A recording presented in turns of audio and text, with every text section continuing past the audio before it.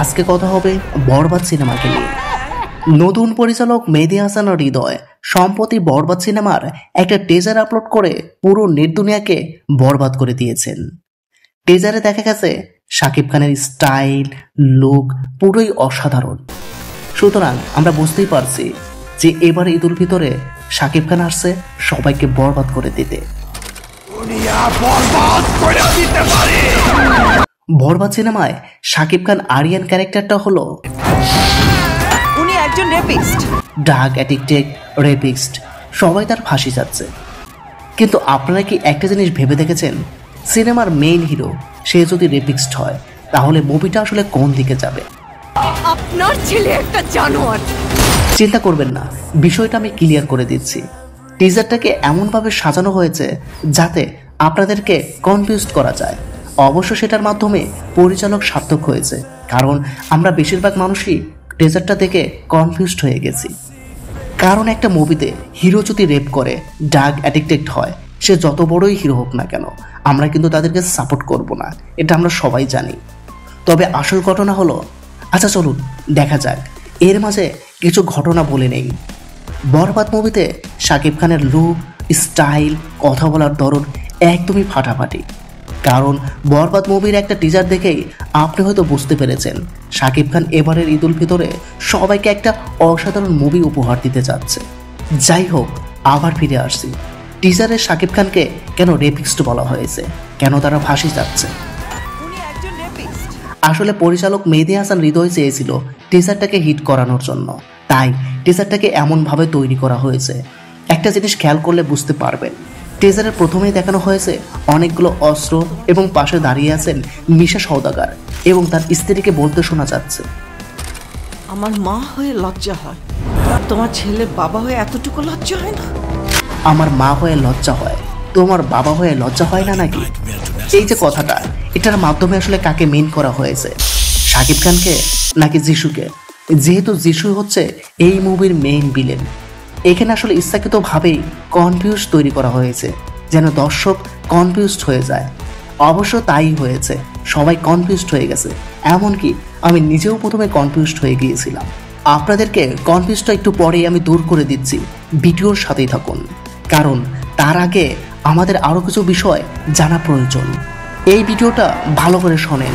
উনি একজন drug addicted. একজন উকিল কিন্তু বলতেছে উনি একজন ড্রাগ অ্যাডিক্টেড। এরপরের কথাটা, উনি একজন রেপিস্ট, এটা কিন্তু একজন মহিলা বলতেছে। ছেলে একটা জানোয়ার। আর সেই কথাটি কিন্তু কোনো উকিল বলতেছে না। এখন আপনারা হয়তো বলতে পারেন একটা মহিলা উকিল বলতে পারে, কিন্তু না, কারণ আমরা নর্মালি যে বিষয়টা জানি, ওকালতির সময় দুইটা পক্ষ থাকে, একটা আসামির পক্ষের উকিল আর একটা হচ্ছে যে ভিকটিম থাকে তার পক্ষের উকিল। এইখানে ভিকটিমের পক্ষের উকিল মানে হচ্ছে যে পুরুষ উকিলটা সেইটা। তাহলে মহিলা উকিলটি যদি আসামির বিপক্ষে হয়, বিষয়টা কেমন যেন হয়ে গেল না? কারণ আসামির বিপক্ষে তো দুইজন উকিল থাকবে না, যে কোনো একজন উকিল আসামির পক্ষে থাকবে। উনি একজন রেপিস্ট। সুতরাং এই মহিলাটা তাহলে কে, যে এই ভয়েসটা দিয়েছে? সেটাও জানাচ্ছি একটু পরে, ভিডিওর সাথে থাকুন, সব কিছু বুঝিয়ে দিচ্ছি। এই যে দেখতেছেন এই সিনটা, এইখানে কিন্তু আরিয়ানের ফাঁসি যাচ্ছে, আর অবশ্যই সে এমন কিছু করেছে যার জন্য সবাই ফাঁসি যাচ্ছে। আবার সব কিছু সাজানো বা ষড়যন্ত্রও হতে পারে। আর এটা হচ্ছে একজন সাংবাদিকের কথা, কারণ সাংবাদিক কিন্তু কোর্টে প্রমাণ হওয়ার আগেই যা খুশি বলতে পারে, তারা যা দেখে তাই বলে। ওদের কিন্তু প্রমাণ করার প্রয়োজন নাই যে লোকটা কি আসলে দোষী নাকি নির্দোষ, যে কারণে একজন সাংবাদিকের কথা থেকে এই কথাটি এখানে নিয়ে আসা হয়েছে। উনি একজন রেপিস্ট। এইখানে এই যে মানুষগুলোকে মেরে রেখে দিয়েছে, এটা কি আপনার মনে হচ্ছে কোনো কারণ ছাড়াই মায়েরা ফেলায় রাখছে? অবশ্যই কোনো কারণ আছে। সেই কারণটি এমনই গুরুত্বপূর্ণ কারণ হিসেবে দেখানো হবে যাতে দর্শক এটাকে সাপোর্ট করে এবং বলে ভাই মারেন, পারলে আরও মারেন। আমি শুরুতেই একটা কথা বলেছিলাম, মনে আছে কি? এই যে মহিলাটা ডায়লগের সময় যেই ছেলেটার কথা বলতেছে, সেই ছেলেটা আসলে কে? মা হয়ে লজ্জা হয়। আসলে সেই ছেলেটা হলো আরিয়ান, মানে শাকিব খানি। কিন্তু তার মা হয়ে লজ্জা লাগতেছে কেন? এইখানে আরো কিছু বিষয় গোপন আছে, যে জিনিসটা আমরা মুভির মধ্যেই দেখতে পাবো। আর আমার মনে হয় না এটা জেনে ফেললে মুভির কোনো একটা ক্ষতি হবে। তারপরও একটু স্পয়লার অ্যালার্ট। কাহিনীটা খুবই সিম্পল। এইখানে আরিয়ান ক্যারেক্টারটা হচ্ছে নিতুর প্রেমে পাগল। সে নিতুর জন্য পুরো দুনিয়া তছনছ করে ফেলে দিতে পারে। এইখানে যত রিভেঞ্জ নিচ্ছে সবগুলো নিতুর জন্য নিচ্ছে।